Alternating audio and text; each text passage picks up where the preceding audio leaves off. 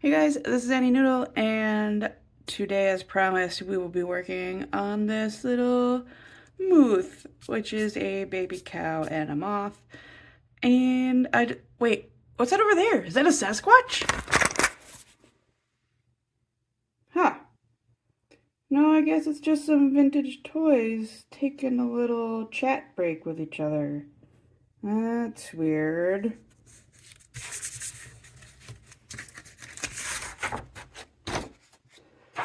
Oh, what happened there? I definitely filmed this whole thing and you must have just missed it somehow. Yeah. So clearly I forgot to film the beginning part of this, so I'll give you a little bit of a rundown of what I've done so far. I used this, which is like a ruling pencil. You can make the little tines. Oh, my fingernails are super dirty. I'm renovating my house still, so like be gentle with like comments on how gross my hands are. So you can like use this little wheel to tighten and loosen the little prongs here. So you can use it really effectively to make varying width lines when you are laying down frisket masking fluid. So this is the ancient frisket that I think I put it in a video like 6 months ago or something.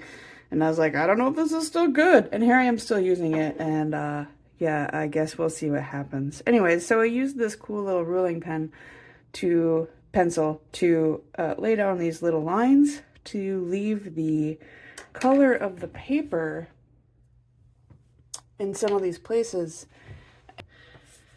So now this is not a white paper. So like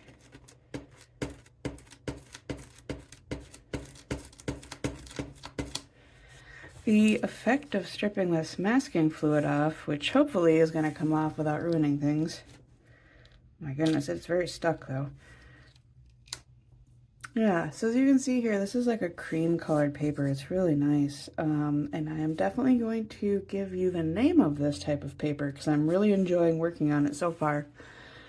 It is another one of the papers that I got in the wet paint watercolor paper sampler pack that I continue to highly recommend. I honestly might just get another one because I'm really liking having a variety of papers to choose from that I don't have to like, it's like 20 bucks. So, and you get a lot of paper for it. Like, I feel like it's a really good deal.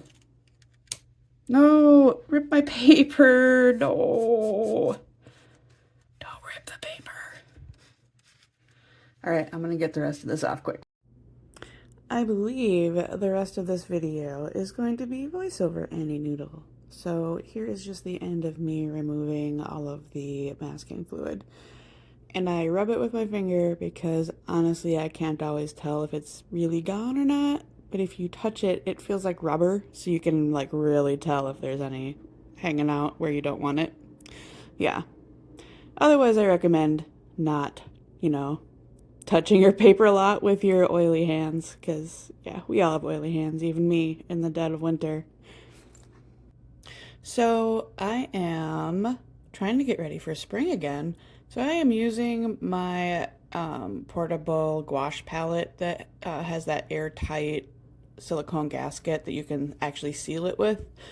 Because it actually takes me a little bit to get used to painting when I only have a small mixing area. That's like the hardest thing for me when I am trying to plein air paint. So I'm just trying to get used to it again. I know that I have a long time before I get to actually paint outside, probably. But yeah, I'm gonna just jump the gun and start getting ready for it now because I am excited about painting outside. I think I'm gonna try doing some plein air painting like as soon as the temps are above freezing again. We'll see how it goes. I don't know. I'm kind of excited to try it. So this whole painting, I was gonna just say this whole painting is done in gouache. It is not. The background was watercolor. It was my Magello Mission Gold single pigment colors. Lately, I've been really in the mood for pinks and yellows and greens. So Yeah, if you watched my last video and saw like that little lantern painting I did, ever since then I'm just like, ooh, why don't I just paint everything pink and gold and green? And yeah, yeah. I'm sure I'll move on from it eventually. So I'm not gonna lie, my painting style definitely reflects like my mental health, right? So like as you're watching me paint this, I'm sure like, boy, she is just jumping all over the place. And that's just how I feel. Like I started painting the little Mooth because thought it would be fun. And then I was like, I really need to get the background done first.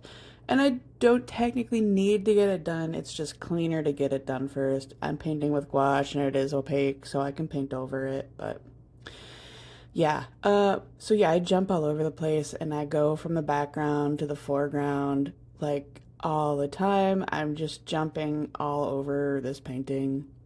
Actually, like just editing this video really made me realize like maybe I need to take a mental health day and like reorganize my thoughts a little bit. And I did last night. So I am feeling a lot better today. Much more like my normal level of disorganized rather than disorganized to the point where I can't get things done. So for the actual painting, the background colors, I am definitely trying to move between like a range of greens, some cooler, some warmer. I want to get like a nice yellow grass in there too. So you don't want your backgrounds to be boring, but you don't want them to take too much attention. And I did the whole background with this annoying tiny brush because I wanted it to keep like a grassy texture. And I don't know, like every time I try to do like a grassy texture with just like a splayed out brush or a fan brush even, I feel like for me, for a painting that I'd want to be more than just a sketch, I can see like too many things going the same, too many parallel lines. That's what I want to say. I don't want all these to be parallel lines. Yeah. So, and I did a lot of layering in the background too. So you can see the layers of green and yellow, and there'll be more layers of green and yellow. And when I first started painting this, I really wanted the cow to have cool blue shadows and then like, sorry about that, an ambulance just went by. So I wanted the cow to have like cool blue shadows and then his usual like black spots, and then like on the light side I wanted him to have like pinky yellowy like highlights. And then as I worked through this painting, I don't know, I felt like he would blend in too much to the background and I didn't like that idea anymore. So I put this gouache palette together when I bought a whole bunch of starter sets of different gouaches to see what I would like. So there's like a mix in here of Holbein and M. Graham and Royal Talons. And if you watch that video, I also have My Mary, and my experience with My Mary was not good. So I ended up returning that product. And I still have one well in this palette that has My Mary in it because they had a burnt sienna in their starter set. So I wanted that for my travel palette. So yeah, I mean, I'd already filled it up. So what are you gonna do? So the rumbling desk means my kitty came to visit. So here's a cat intermission. You helping, my big guy? Yeah.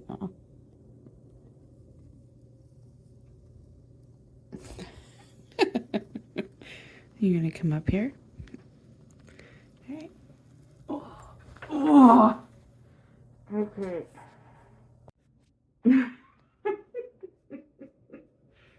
What are you doing?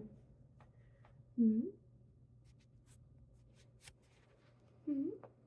My snuggly guy? Ow, your claws are huge. You say hi? Yeah? You gonna say hi? His name's McFly. He, in his He's around 10, and now he has realized how much he likes cuddles. Like in the last like year and a half, he's been like increasingly wanting my attention. So, and I'm fine with that. It's just nice to be able to get things done sometimes, but yeah, honestly, I will drop everything to play with my cats or cuddle my cats if they tell me they want attention, because honestly, I still think that the living creatures in my house are more important than art. Yep, that's just how I feel. Oh, and before I forget, I don't think I actually said this. This paper that I'm painting on is Bockingford 140-pound cold press oatmeal. So, if you want to try just this paper, that is what you would look for. I really liked it. I would say that you need to be careful with masking fluid and masking tape on it because it seems to want to tear a little bit easily. When I do the tape peel later, you can see exactly what I mean. Like, it didn't tear, it just kind of got fluffy in some places. It didn't leave like particles on the tape or on the masking fluid, but there are definitely a couple places where it looks fuzzy now.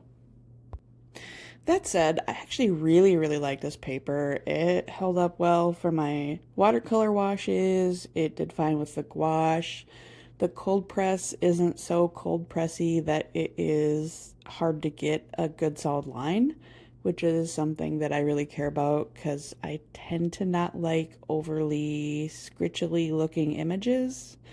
Yeah, unless I'm, going for that, which I'm usually not. So, the background in this painting definitely gave me a run for my money. I felt like I had to fight with it the whole way through because when I started, I had an image in my mind of what I wanted to do, and then I just really liked the like incomplete look of the grass in front of the cow.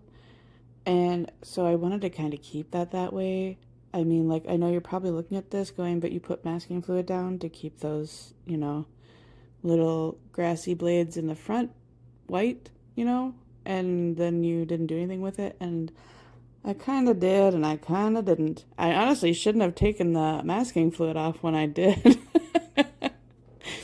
But I wasn't really thinking about it at the time. I was just like, and now it's time for me to take the masking fluid off. And I kind of meant to take it off only at the top, and I took it off everywhere. So, yeah, like I said, my thoughts were very disordered before this painting. And during this painting, they are slightly better now. But, I mean, they're always a little bit all over the place. So, I mean, I'm still me.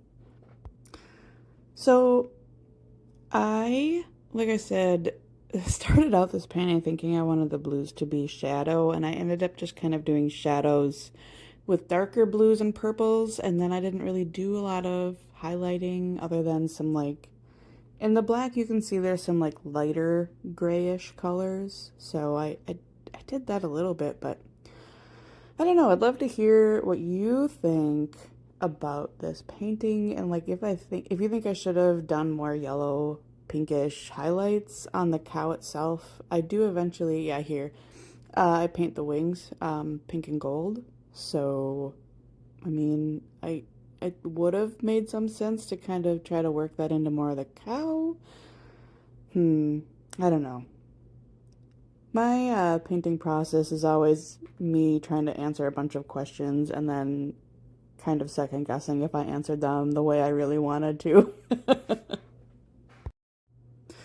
So I did use a reference photo for this that I got from the Facebook group Free Reference Photos for Artists, which is a really great group. And so I use reference photos in two ways, really. Like either I will see, like this one, this really cute baby cow jumping in a cute little field, and I'm like, oh my goodness, I need to paint that. And then like I develop something from that image, inspiring me. And then sometimes I'd kind of do the opposite where I'm like, I really just want to paint a giant fat salamander and it's going to be in space and wearing a weird fishbowl helmet, which now I kind of want to paint that. And then I find reference photos that I can use to kind of help me get things to the level of realism that I want them to be at. So here I am starting on the giant fluffy dandelion things, which I just looked up, and they are called salsify. I knew they had a name, and I just could not remember it, but they were one of the funnest things to paint in this whole painting, and I don't even know why. They're just so loose and fun, and I still had to care about like shadows and tones and things. They're just super fun to paint, and really happy with how they turned out.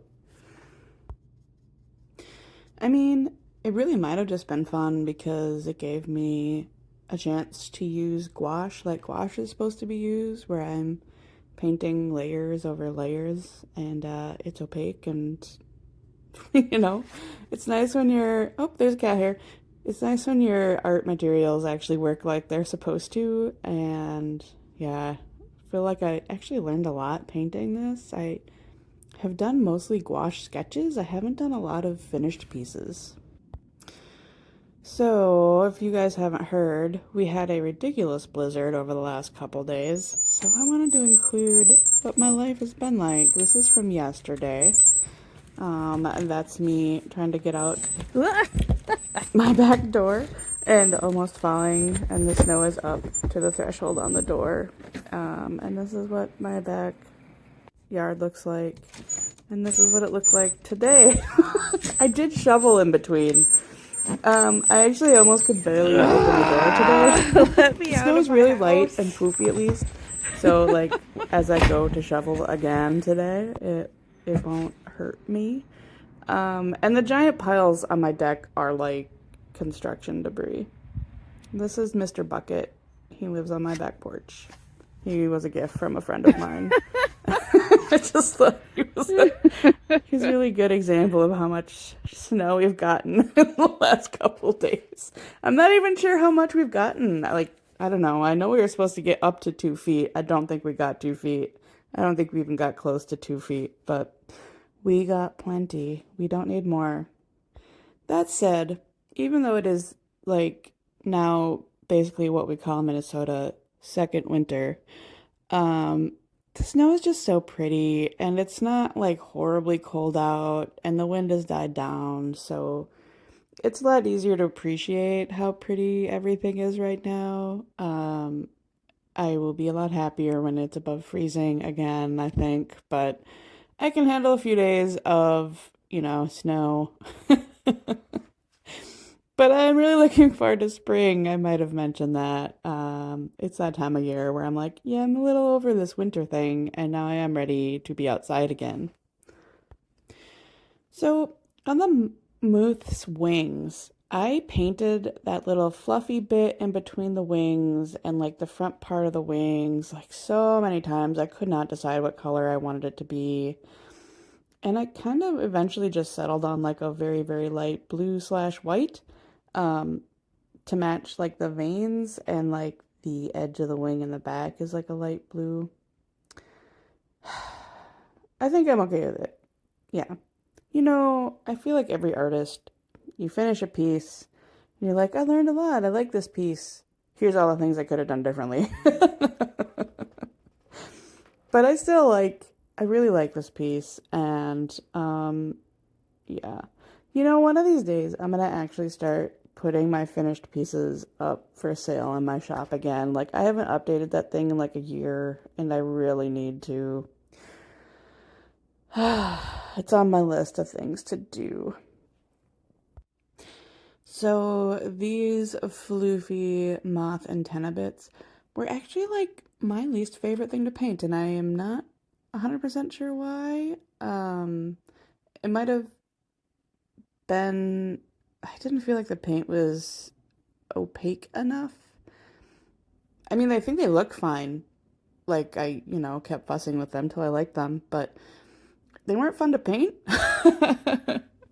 So, and it's weird because it's like literally the same thing as the giant fluffy dandelion things, only not. And I was like, yeah, this isn't fun. I don't know why. The human brain is a mysterious place. Yeah. So we are getting pretty close to the end here, and these are like finishing touches that I'm putting on. I decided to do some dry brushing on the wings to try to get that kind of scaly look that moths and butterflies have. And I actually think it worked pretty well. I don't do a lot of dry brushing. I honestly don't know why. Probably because I'm really worried that I'm going to start dry brushing something and my brush won't be dry enough and I'll just slap a giant pile of paint where I don't want it. So here's the tape peel. I have had people comment before that they like watching it, and I also like watching it. It's very satisfying to come at the end. So you can see there is stuff sticking to the tape, but all of that is from my backing board. Like none of that's coming off of the paper. But the paper is definitely floofed in a couple places. I'm sure there's a word for that, but here he is. The majestic Mooth, learning how to fly. Yeah, I'm really happy with how he turned out. I would love to hear what you think of the Mooth in the comments. If there's anything you would have done differently, or colors you would have used differently. If you think I should have used those. Yeah, there you can see it's kind of floofed on the edge and a little bit where the masking fluid was. And I like to include a shot of my palette. That's what it looked like when I was done. That's all from this painting. And you guys, thank you for your continued patience as my life schedule gets kind of weird. And I will be back as soon as I possibly can with another video. I'm hoping for next week, which is only a few days away now. So we'll see if that happens. Bye.